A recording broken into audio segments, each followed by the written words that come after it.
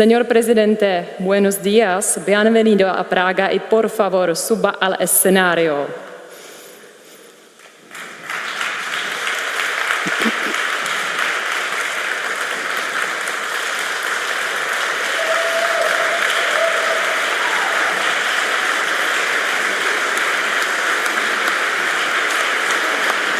Bienvenido, felicidades.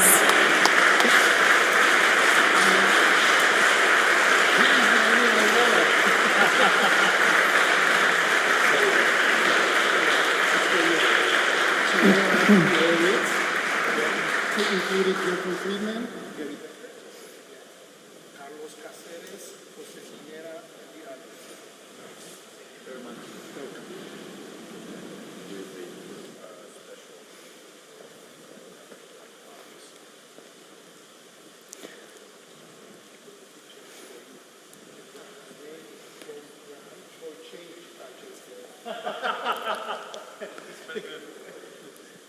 Okay, thank you, gentlemen. Now it's time for the speech of the President of Argentina, Javier Milei, for his annual lecture. And the name of his speech is How to Tackle Inefficient Government. The stage is yours, Mr. President. Hola a todos.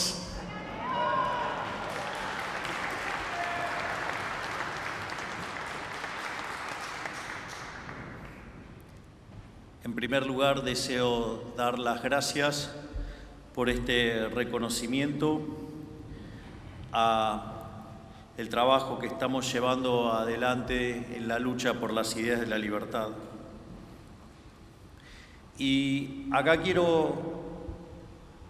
voy a contar una pequeña anécdota y lo que tiene que ver con mi relación con el liberalismo. Si ustedes van a ver un partido de fútbol de Argentina, en Argentina, van a ver las tribunas colmadas de público, gente muy alegre, con muchos colores, muy colorido, muy pintoresco. Es más, con cánticos, un espectáculo verdaderamente en sí mismo.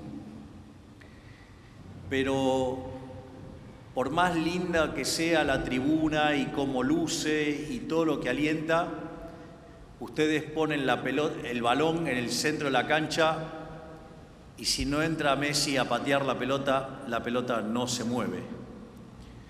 ¿Por qué digo esto? Porque la batalla cultural, la discusión de las ideas es muy importante. Lo que uno hace en el ámbito académico es muy importante, pero sin una acción política no se llega a ningún lado. Porque si lo volvemos a la metáfora futbolística, ellos sí patean, ellos sí van contra el arco, ellos siguen anotando goles y no les importa. Entonces la única forma real de parar el avance del socialismo, del estatismo, del colectivismo, el constructivismo, la única forma es parárseles enfrente y darles la batalla, no solo en lo cultural, sino también en la arena política. En ese sentido, puedo contar lo que es mi experiencia, porque sin lugar a dudas, todo el background acumulado en términos académicos es una guía extremadamente importante para la toma de decisiones. Casi que les diría que es fundamental porque es lo que determina el norte y es lo que determina básicamente lo que orienta cada toma de medidas. Entonces, por eso les quiero contar dos cosas. Cómo fue que me hice liberal en una versión muy sintética y cómo lo estoy llevando a cabo. En realidad, en mi formación de base es de economista. En mi caso, como en la gran mayoría de los economistas, y eso surge a lo largo y a lo ancho de todo el país, no hay durante la carrera ninguna mención a economistas liberales. De hecho, yo suelo decir que si a un graduado economista en Argentina le preguntan quién es Ludwig von Mises, le va a decir que cree que es el 9 de la selección de los Países Bajos. En ese sentido, digamos, yo recibí una formación propia de lo que se llama un post-keynesiano, digamos, que sería un keynesiano con tintes marxistas. Después muté hacia el keynesianismo forte, después muté hacia los keynesianos del desequilibrio, después hacia los keynesianos neoclásicos. Después, dada toda mi base matemática y en economía neoclásica, me convertí en un neoclásico acentuado. Después terminé radicalizándome en esa situación y me alineé con la escuela de Real Business Cycle, es decir, con la escuela de los ciclos reales. Y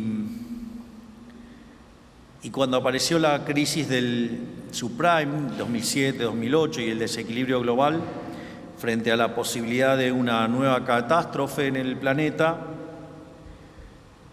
me volví a refugiar y a la lectura de Keynes y de Friedman. Por lo tanto, frente a esa frustración que tenía con el análisis económico, decidí dedicarme a los temas de crecimiento económico, porque dije, bueno, me voy a ocupar de cosas de largo plazo y vaya a saber uno, digamos, dentro de 50 años si acerté o no. Y entonces estaba feliz, contento con toda la literatura de crecimiento, hasta que fui invitado por el World Economic Forum a dar una exposición, no la última tan rimbombante, sino una sobre demografía y crecimiento. Ahí me encontré con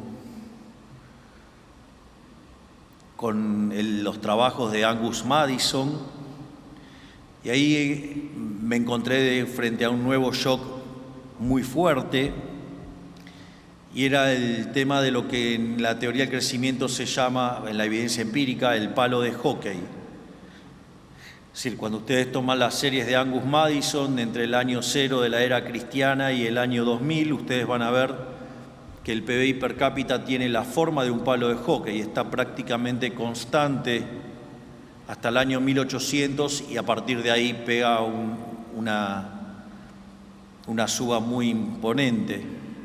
De hecho, en el tramo del año 0 al 1800, el PBI per cápita solamente crece 40%, y eso se da solamente luego del descubrimiento de América en el siglo XVI. Y eso implicaba que el mundo solamente crecía a una tasa del 0,02% anual, es decir, que se necesitaban 3.500 años para duplicar el PBI per cápita. Y lo otro que ve uno es que desde el año 1800 al año 2000 el PBI per cápita se multiplica 9 veces, pero en un contexto donde la población casi se multiplica por 8 veces. Es decir que en esos 200 años el PBI per cápita, el PBI, se multiplica por 72 veces, 70 veces aproximadamente. ¿Y por qué es importante esto? Porque ustedes tienen que se está incrementando fuertemente la cantidad de trabajo en la economía, y sin embargo el producto crece más que proporcionalmente. Es decir, no se cumple el postulado de los rendimientos marginales decrecientes. Y aparece un problema que en la economía neoclásica se llama no convexidad. La no convexidad, que es un problema de índole matemática, en realidad está asociado con las estructuras de mercado concentrado. Y lo interesante es que cuando ustedes estudian microeconomía y miran las estructuras de mercado concentrados, es decir, les pongo el caso más violento, digamos el más extremo, que es el monopolio. Según la teoría neoclásica, los monopolios son malos.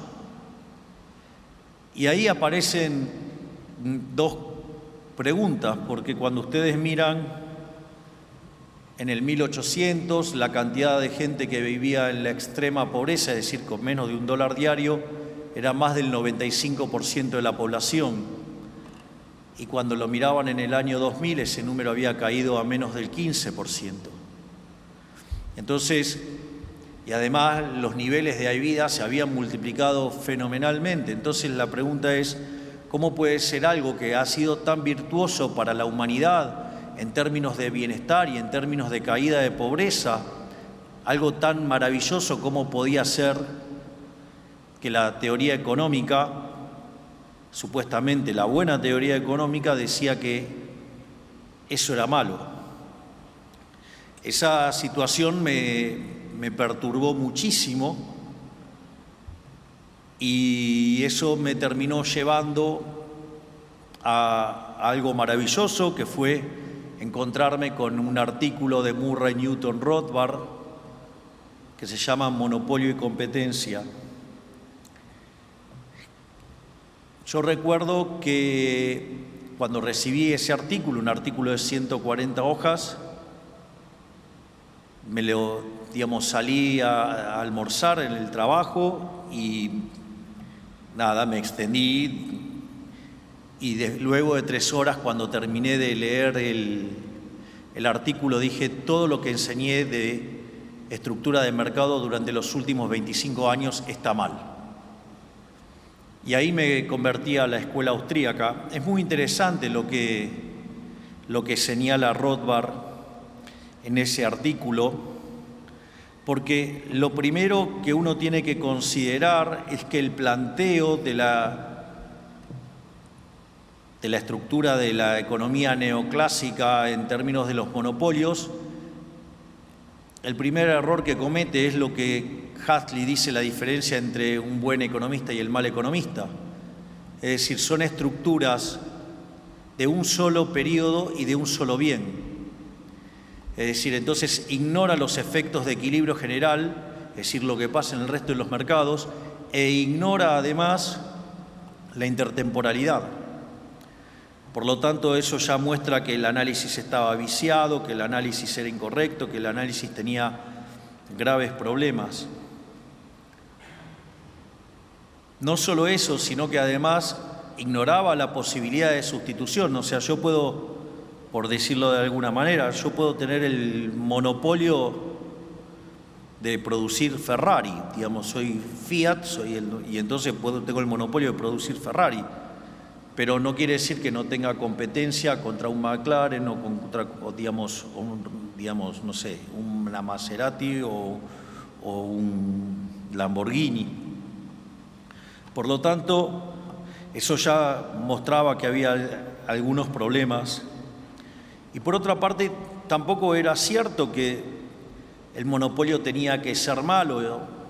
Porque de hecho la definición original de monopolio, que corresponde a Lord Coke y es de donde la tomó Adam Smith, definía como monopolio aquel lugar donde el monarca o el príncipe o el señor feudal o quien fuera el representante del Estado determinaba que en el lugar donde él mandaba solamente una empresa podía vender un determinado producto.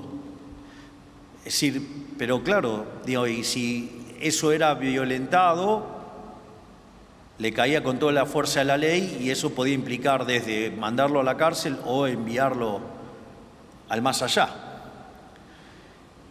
En ese contexto, lo que resultó claro es que entonces el monopolio es malo cuando es un monopolio impuesto por el Estado, no cuando hay un solo oferente. Cuando hay un solo oferente, de hecho lo dice el propio Mises, enójense con el resto de los empresarios que no están ofreciendo el producto, no con el único que está ofreciéndolo. Y esto siempre lo suelo ejemplificar con un caso donde supongamos que tengo una situación donde tengo 10 empresas que están ofreciendo teléfonos celulares. Y ahora aparece una empresa que genera un nuevo celular que es de mejor calidad a un mejor precio. Naturalmente, las 9 empresas restantes van a quebrar. Y eso no tiene nada de malo, es propio de la dinámica del capitalismo. Es decir, las quiebras son parte del capitalismo, son parte del proceso. Aparece alguien que es más eficiente y va a la quiebra. Y en ese sentido, digamos, se produce una enorme ganancia de bienestar, porque ahora ustedes tienen un mejor teléfono que es de mejor calidad, además pagaron menos dinero por eso y ese dinero que se ahorraron ahora lo pueden usar en otras cosas. Por lo tanto, además tienen una ganancia de bienestar, porque ahora además consumen más de otros bienes. Pero por otra parte también se cuestiona que el monopolista gana plata. ¿Y cuál es el problema que gane plata? Si en el fondo es un benefactor social, está, digamos, ganando plata porque le está arreglando un problema a la gente. Y en ese sentido, digo, ¿qué puede hacer con todo ese dinero que está ganando? Bueno, una de las cosas que puede hacer es gastarlo, consumirlo. Por lo tanto, digamos, genera lugares de trabajo y mejores de condiciones de vida a partir de dónde está gastando en otro lugar. Bueno, ok, ahora no lo consume, ahora lo ahorra. Bueno, si lo ahorra, eso va a financiar inversión. Entonces va a generar que se creen nuevos puestos de trabajo en otros lugares de la economía y que permita, digamos, que siga creciendo la economía. Por lo tanto, de vuelta le está haciendo bien a todo el mundo. La otra es que reinvierta en su propia empresa, pero si reinvierte en su propia empresa va a incrementar todavía más la oferta. Por lo tanto, digamos, van a tener que ofrecer todavía bienes de mejor calidad y de mejor precio, superándose a sí mismo. Y finalmente, digamos, supongamos que es un tirano y que le quiere arruinar la vida a la gente, entonces no va a hacer nada de eso y va a agarrar todo ese dinero que ganó y lo va a hundir en la tierra. Bueno, achica la cantidad de dinero dentro de la economía, los precios, el nivel de precio más bajo y reparte bienestar para todos con precios más bajos. En definitiva, cuando el monopolio surge de estas características, sería incorrecto tildarlo de monopolio o ir a buscar el problema de las no convexidades. Pero ese problema en economía está porque después del daño enorme que causó la aparición de la teoría general de Keynes, y con todo el análisis económico desarmado y con la necesidad de rearmar el sistema de forma de pensar la economía como consecuencia de la destrucción que había causado el keynesianismo, ustedes podían optar entre la línea que venía de la escuela austríaca, pero que había quedado derrotada por la Gran Depresión, no porque fuera culpa de la escuela austríaca, sino, digamos, por cómo interpretaron los que interpretaron lo que pasó. Y por otro lado, ustedes tenían la línea de Walras.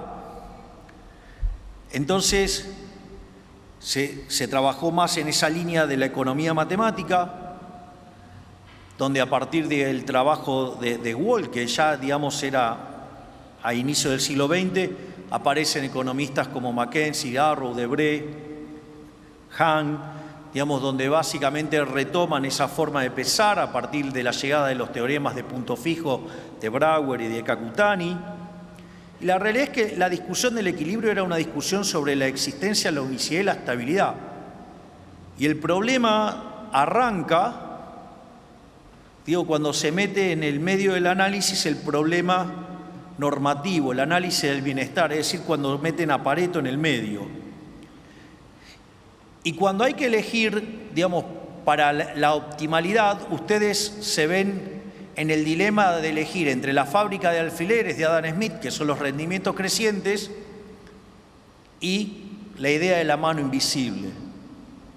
Entonces, en la construcción, como está planteada en la teoría neoclásica, eso es un dilema, y entonces para retener las propiedades de bienestar, los economistas limpiaron los rendimientos crecientes, se fueron a funciones de producción con rendimientos marginales crecientes o rendimientos constantes a escala, y de esa forma lograron mantener la idea de la mano invisible como una situación de optimalidad donde todos maximizando su utilidad deriva en y las empresas maximizando beneficios, eso deriva en una situación de maximización del bienestar, pero dentro de otras cosas, al matar los rendimientos crecientes, mataron el crecimiento económico y la teoría neoclásica no podía explicar el crecimiento económico y consecuentemente tuvo que recurrir sistemáticamente a parches para poder explicar el crecimiento económico.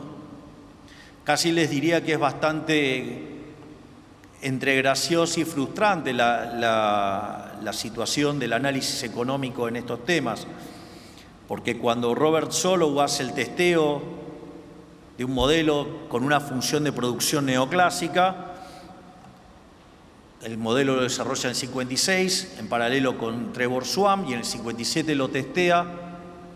La situación es muy frustrante porque logra solamente explicar el 15%. Y todo lo demás era residuo de Solow. La forma en la cual se arregló todo con factores exógenos determinados a dedo, por lo tanto, todo lo que tenía para explicar la teoría lo explicaba a dedo. Y ese debate quedó saldado hacia fines de los 80, con Mankiw, David Romer y Weil, que básicamente testearon empíricamente una hipótesis levantada por Robert Lucas Jr., que a su vez estaba inspirada en algo que había hecho Usawa a inicios de los 70, impulsado por George Stigler, que era el jefe del Departamento de Economía de Chicago, cuando le dice a Solow que el problema es que no había incluido el capital humano, y ahí se desarrollan dos líneas de análisis, una la microeconómica, que es la de Gary Becker, y que me siento profundamente orgulloso porque dentro de la lista está Gary Becker. De hecho, cuando yo vivía en mi antigua casa, en el centro del living tenía un cuadro de 1,5 metros por 1 metro de Gary Becker haciendo la deducción de la ecuación de Slutsky intertemporal. Así que imagínense lo que representa para mí, un activo seguidor de Gary Becker, haber visto el nombre en esa placa. Y el pobre Gary Becker, aguantó, en el living de mi casa hasta que a mi querido hijito de 4 patas, Conan, lo empezaron a acompañar Murray, Milton, Robert y Lucas, que tuve que tirar las paredes y hacer algunas refacciones y no hubo lugar más para el cuadro. Pero más allá de eso, básicamente se corrigió de esa manera la literatura, y la literatura sigue teniendo una corrección que desde mi punto de vista no es la mejor.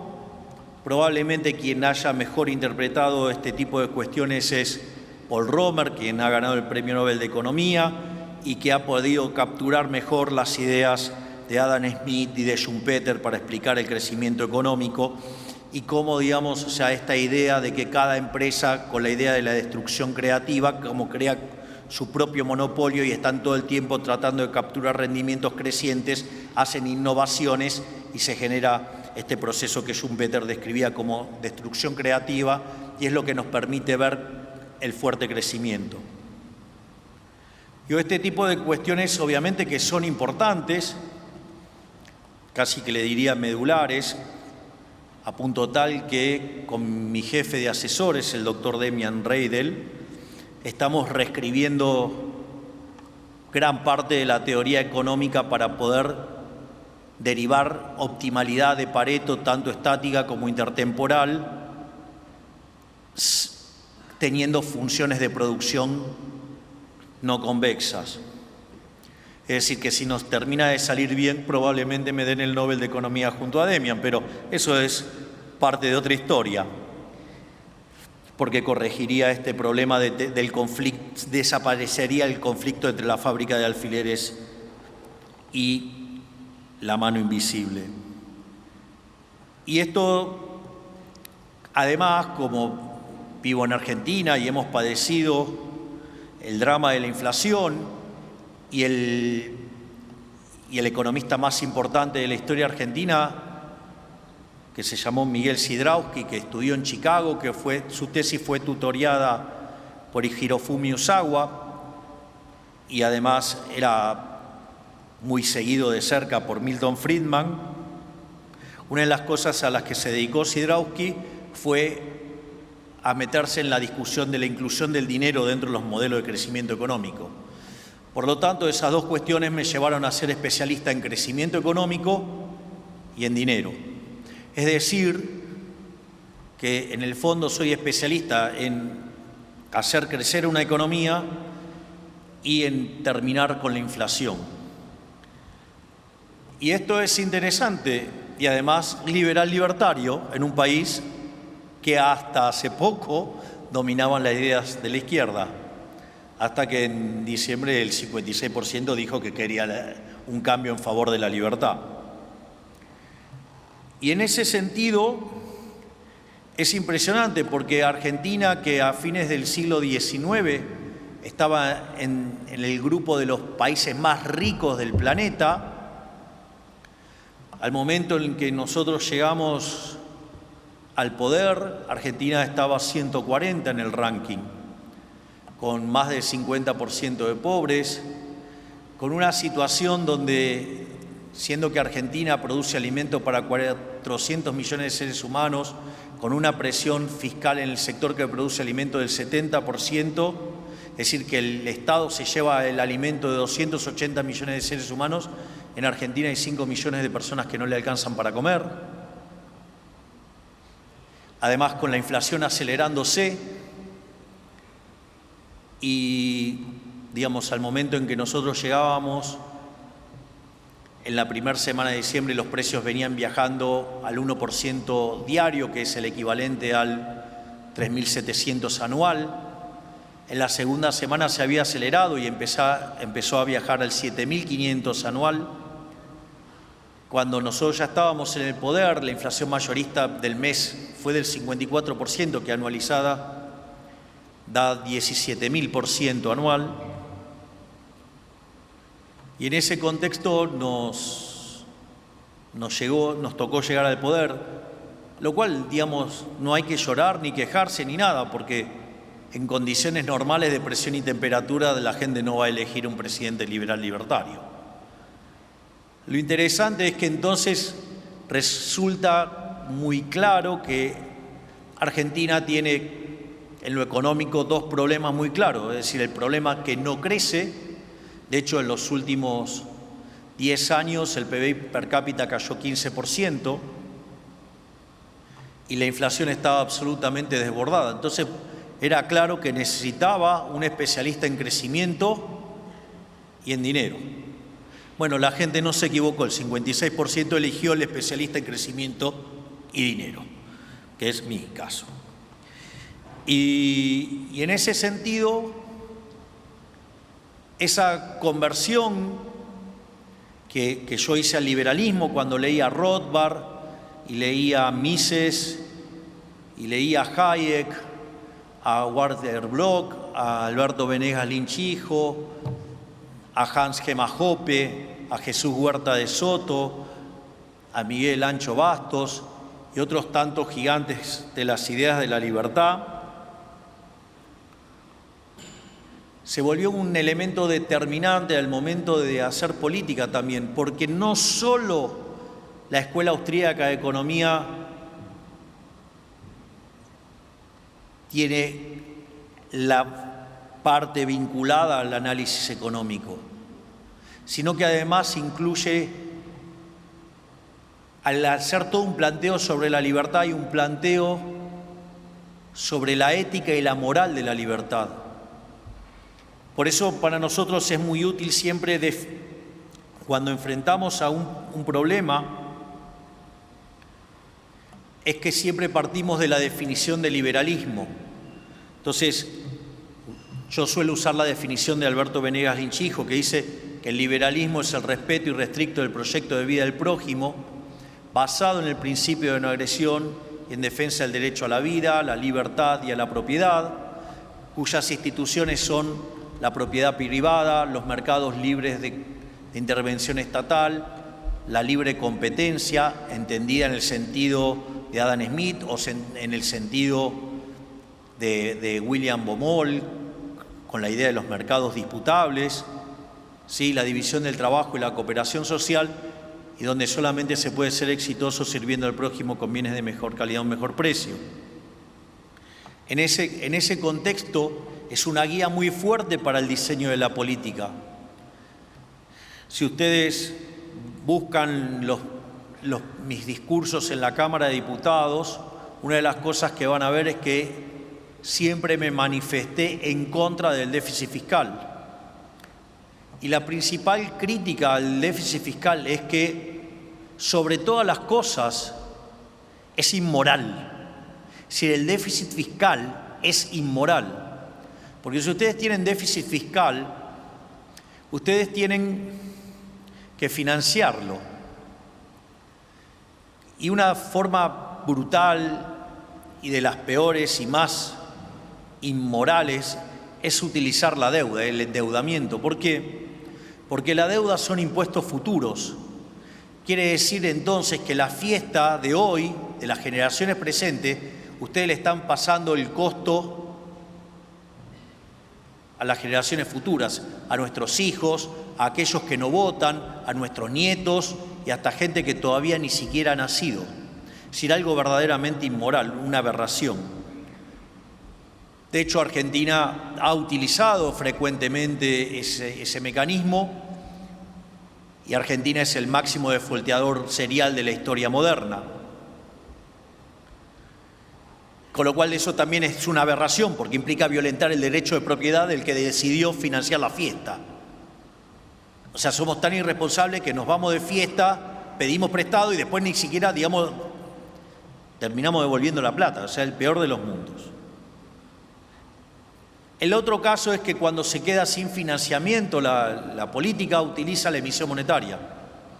En ese sentido, Argentina, desde la creación del Banco Central, le quitó 13 ceros a la moneda, destrozó 5 signos monetarios, tuvo 2 hiperinflaciones sin guerra. Hoy podríamos quitarle 3 ceros más a la moneda. Estuvimos al borde de una hiperinflación, la cual además le cuento que la hemos derrotado, la estamos derrotando, porque si bien la inflación mayorista del último mes fue 3,5% y eso anualizado da 50, pero recuerden que venimos de 17.000. Y en la última semana la inflación de alimentos y bebidas fue del 0%, es decir, algo que no se lograba hacía 30 años. Por lo tanto, también ahora estamos derrotando la inflación, porque la inflación es un impuesto no legislado, por lo tanto es absolutamente inmoral, porque además castiga más fuerte a los que menos tienen, con lo cual es absolutamente regresivo y como si fuera poco, además distorsiona el funcionamiento del sistema de precios y por lo tanto penaliza el crecimiento, es decir, es una máquina de empobrecer.